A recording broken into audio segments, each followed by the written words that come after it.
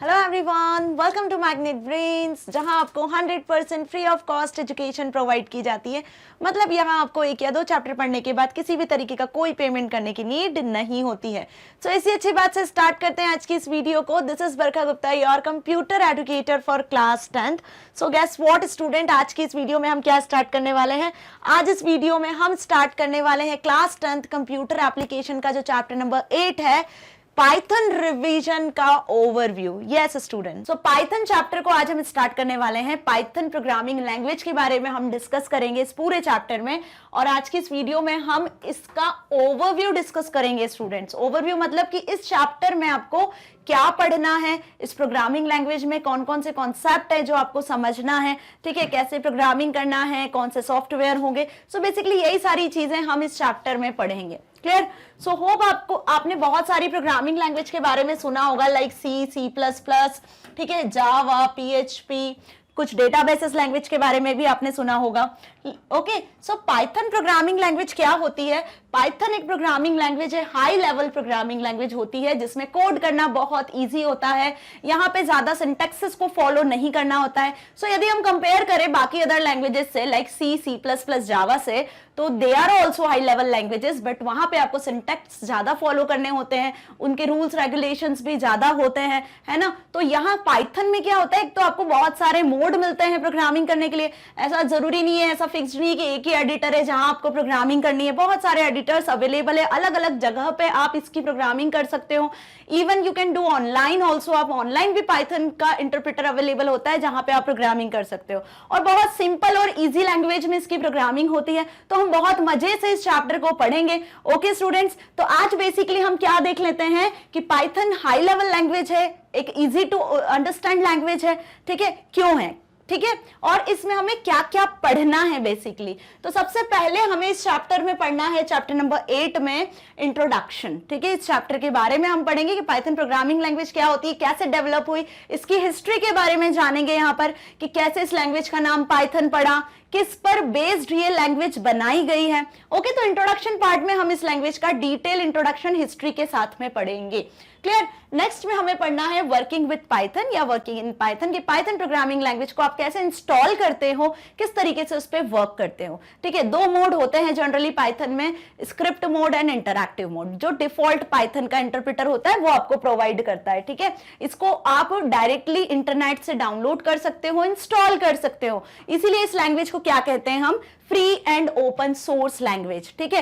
Time के साथ में आप देखोगे, जब इसकी वेबसाइट को विजिट करोगे, python.org.in नाम से आपको इसकी वेबसाइट मिलेगी। जब आप इसकी वेबसाइट पे जाओगे और वहां पे इसकी ऑफिशियल वेबसाइट पे देखोगे कि आपको पाइथन के इतने सारे वर्जन्स मिलेंगे। हर 2 महीने में, 1 महीने में नए नए वर्जन्स पाइथन के डेवलप होते हैं। क्यों? क्योंकि ये एक free and open source programming language है। कैसी लैंग्वेज है?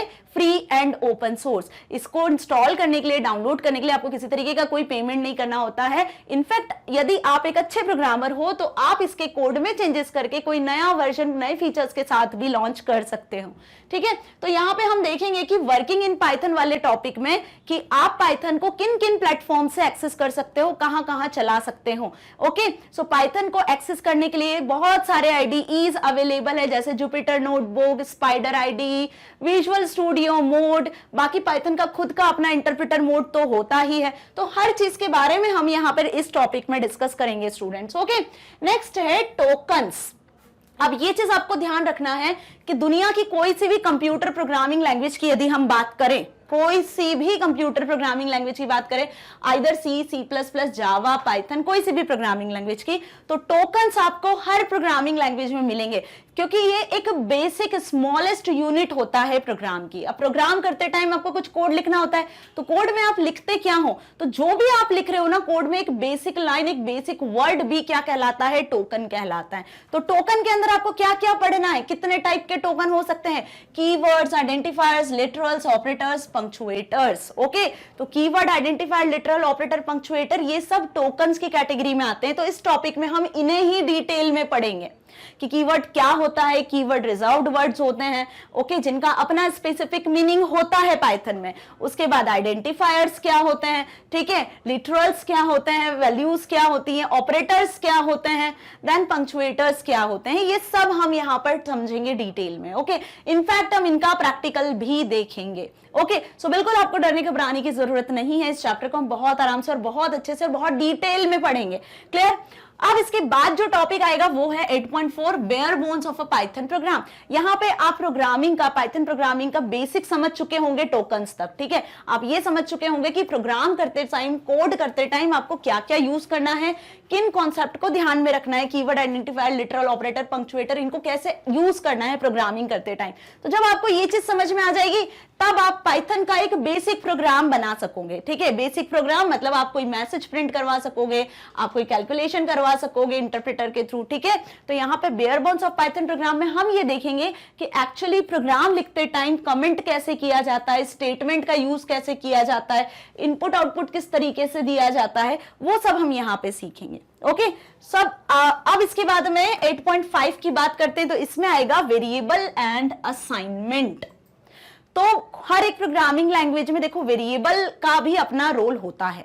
वेरिएबल क्या होते हैं, बेसिकली वेरिएबल होते हैं प्लेस होल्डर्स, मतलब मेमोरी में जो नंबर, जो कैरेक्टर आप स्टोर करवाना चाह रहे हो, तो प्रोग्रामिंग करते टाइम उस नंबर को, उस कैरेक्टर को आपको कहीं ना कहीं स्टोर करवाना पड़ता है। तो जिस कैरेक्टर में हम स्टोर करवाते हैं उस कैरेक्टर को, उस कलेक्शन ऑफ कैरेक्टर्स को वेरिएबल कहते हैं, ठीक है। तो वेरिएबल के अंदर ही हम वैल्यू को असाइन करते हैं। जैसे सपोज आप मैथ में लिखते हो ना, 10th में आपने मैथ के क्वेश्चन किए होंगे, x equals to 2, y equals to 2, ऐसा कुछ लिखा होगा, वैल्यूज लेकर आए होंगे लीनियर इक्वेशन वाले में। तो यहाँ पे देखो आप इस 2 को क्या कर रहे हो, x में असाइन करवा रहे हो इक्वल का यूज करके। इस इक्वल से ये 2x में आ रहा है और सिमिलरली इसी तरीके से ये जो 2 है वो इस y में आ रहा है। तो x और y क्या हो गए यहाँ पर, x और y यहाँ पर प्रोग्रामिंग लैंग्वेज में, हर एक प्रोग्रामिंग लैंग्वेज में वेरिएबल की तरह ट्रीट किए जाते हैं। किसकी तरह ट्रीट किए जाते हैं, वेरिएबल, जो किसी तरीके की नंबर को, किसी तरीके की वैल्यू को स्टोर करता है, ठीक है। समझ में आ गई मेरी बात अच्छे से। तो वेरिएबल एंड असाइनमेंट के बारे में हम यहाँ पे डिस्कस करेंगे, सीखेंगे कि कैसे वेरिएबल क्रिएट किए जाते हैं, किस तरीके से उनमें वैल्यूज को असाइन किया जाता है, ओके। अब दो टॉपिक आपको, सब टॉपिक इसमें पढ़ने हैं, डायनेमिक टाइपिंग और मल्टीपल असाइनमेंट, कि एक वेरिएबल में आप कितने तरीके से वैल्यू को असाइन कर सकते हो या अलग अलग टाइप की वैल्यू को असाइन कर सकते हो, ठीक है। जैसे सपोज x इक्वल्स टू मैंने 2 असाइन करवा दिया, फिर मैंने यहाँ पे कुछ नाम लिख दिया राम। तो एक ही वेरिएबल में आप एक से ज्यादा तरीके से वैल्यूज को कैसे इंसर्ट करवा सकते हो, कैसे असाइन करवा सकते हो, ठीक है। तो वही बेसिकली हमें डायनेमिक टाइपिंग और मल्टीपल असाइनमेंट में सीखना है। तो यहां तक क्लियर है ना कि हमें क्या पढ़ना है इन टॉपिक्स में। इसके बाद आपकी बुक में दिया हुआ है कुछ और टॉपिक्स इस चैप्टर के, जैसे कि simple input and output, okay. तो हर एक प्रोग्रामिंग लैंग्वेज में क्या होता है, कोड लिखते हो, वो कोड प्रोसेस होता है, प्रोसेस होने के बाद आपको कुछ आउटपुट मिलता है। तो कोड को आप एंटर कर रहे हो, तो मतलब आप कुछ वैल्यूज को इनपुट कर रहे हो, इनपुट करने के बाद में वो कोड प्रोग्राम प्रोसेस होगा, सीपीयू के थ्रू प्रोसेस होने के बाद आपको आउटपुट मिलेगा। तो यहाँ पे हम कुछ बेसिक इनपुट और आउटपुट फंक्शन के बारे में भी पढ़ेंगे, ठीक है। तो इनपुट फंक्शन के लिए हम इनपुट फंक्शन का यूज करेंगे और प्रिंट जो है वो एक आउटपुट फंक्शन की तरह यूज करेंगे, ठीक है। तो डेटा को इनपुट करने के लिए इनपुट फंक्शन का यूज किया जाता है इस प्रोग्रामिंग लैंग्वेज में, और यदि कोई आपको आउटपुट प्रिंट करवाना है तो उसके लिए हम प्रिंट फंक्शन का यूज करते हैं। तो इनपुट और आउटपुट देने और लेने के लिए समझ में आ गया ना कि कौन से फंक्शंस यूज करना है हमें यहाँ पर, print and input function, okay. उसके बाद बात करेंगे हम यहाँ पर डेटा टाइप्स की, जो कि बहुत इंपॉर्टेंट है। डेटा टाइप देखो, कंप्यूटर सिस्टम में आप हर तरीके का डेटा एंटर करते हो। कैसा डेटा एंटर करते हो, कुछ नंबर्स, कैरेक्टर्स, है ना, कुछ वैल्यूज, ऑडियो, वीडियो, टेक्सचुअल, हर तरीके का डेटा आप एंटर करते हो कंप्यूटर सिस्टम में, राइट। तो हर प्रोग्रामिंग लैंग्वेज में डेटा टाइप्स भी होते हैं, क्योंकि प्रोग्रामिंग लैंग्वेज को में जब भी आप कोई चीज लिख रहे हो तो नहीं पता होता है कंप्यूटर सिस्टम को कि आप जिस प्रोग्रामिंग लैंग्वेज में यूज कर रहे हो, जो लिख रहे हो, वो किस टाइप की वैल्यू है। यदि आपने लिखा 1 2 3, तो ये प्रोग्राम जो इंटरप्रेटर होगा, पाइथन का इंटरप्रेटर जो इसको एग्जीक्यूट करेगा, उसे नहीं पता है कि ये नंबर टाइप वैल्यू है। आपने लिखा मैग्नेट ब्रेन्स MB, तो उसे नहीं पता कि ये कैरेक्टर टाइप वैल्यू है। तो आपको क्या करना होता है, डेटा टाइप स्पेसिफाई करना होता है। आपको ये बताना होता है कि 1 2 3 नंबर है, MB जो लिख रहे हो आप, कैरेक्टर जो लिख रहे हो वो कैरेक्टर टाइप वैल्यू है, या सपोज आप अपना नाम एंटर कर रहे हो तो वो एक कैरेक्टर्स का कलेक्शन है, स्ट्रिंग एक वर्ड है, तो उसके लिए डेटा टाइप यूज होते हैं, ठीक है, जिसमें नंबर्स, स्ट्रिंग, लिस्ट, टपल और डिक्शनरी, इन डेटा टाइप्स को हम डिटेल में पढ़ेंगे। समझ में आया? ये बहुत ही इंपॉर्टेंट टॉपिक है पाइथन का। इवन हर एक प्रोग्रामिंग लैंग्वेज में token, keyword, literals, data types, variables use होते हैं। यदि आपने ये पाइथन वाली जो प्रोग्रामिंग लैंग्वेज में ये सीखा है, मतलब आप पहली बार कोई प्रोग्रामिंग लैंग्वेज पढ़ने जा रहे हो, सो स्टूडेंट्स रिमेंबर दिस कि ये जो चीजें मैं आपको समझा रही हूं ना आज, यदि ये आपने अच्छे से सीख ली तो आपके लिए कोई और दूसरी प्रोग्रामिंग लैंग्वेज सीखना बहुत ईजी हो जाने वाला है। या फिर आपको पहले से कोई प्रोग्रामिंग लैंग्वेज आती है तो होप आपको ये सारी चीजें भी इजीली समझ में आ रही होंगी। क्लियर? इसके बाद हम डिस्कस करेंगे इस चैप्टर में ऑपरेटर्स को। तो ऑपरेटर्स क्या होते हैं? ऑपरेटर्स बेसिकली ऑपरेट करते हैं वेरिएबल्स की वैल्यूज को, ठीक है। जैसे सपोज मैंने लिखा है यहां पर x इक्वल्स टू 5 प्लस 2, तो 5 और 2 इन दोनों को प्लस करना है, तो प्लस क्या हो गया, ऑपरेटर हो गया जो 5 और 2 वैल्यू को प्लस करेगा। ऐसे डिफरेंट टाइप के ऑपरेटर्स को हम यहां पढ़ेंगे, जैसे अरिथमेटिक ऑपरेटर हो गए, रिलेशनल ऑपरेटर हो गए, बिटवाइज ऑपरेटर हो गए, असाइनमेंट ऑपरेटर होता है ना। सो ऐसे डिफरेंट टाइप के ऑपरेटर्स को हम यहां पर पढ़ेंगे। क्लियर? सो होप आपको ये अच्छे से समझ में आ गया ओवरव्यू कि पाइथन प्रोग्रामिंग में जो आपकी क्लास 10 में दिया हुआ है उसमें हमें किन किन टॉपिक्स को कवर करना है इस चैप्टर में।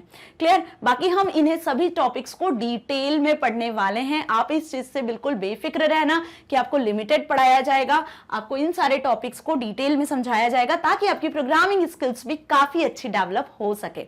ओके, सो यदि वीडियो अच्छी लगी है, समझ में आई है, तो आप इसे लाइक करें, शेयर करें अपने फ्रेंड्स के साथ, और आप इसे YouTube के साथ साथ एक्सेस कर सकते हो magnetbrains.com की वेबसाइट से भी, ठीक है। magnetbrains.com टाइप करना है गूगल में, जैसे टाइप करोगे तो इस तरीके का होम पेज शो होगा। यहां पे सिलेक्ट कर लेना अपनी क्लास 10। जैसे क्लास 10 सिलेक्ट करोगे तो आ जाओगे सब्जेक्ट की लिस्ट पर, जहां पे आपको सबसे पहले अपना सब्जेक्ट सिलेक्ट करना है। कंप्यूटर एप्लीकेशन बुक कोड 165, सारे सब्जेक्ट्स आपको यहाँ पे शो होने हैं। वॉच नाउ पे क्लिक करना है। जैसे ही वॉच नाउ पे क्लिक करोगे तो आ जाओगे सब्जेक्ट की प्लेलिस्ट पर।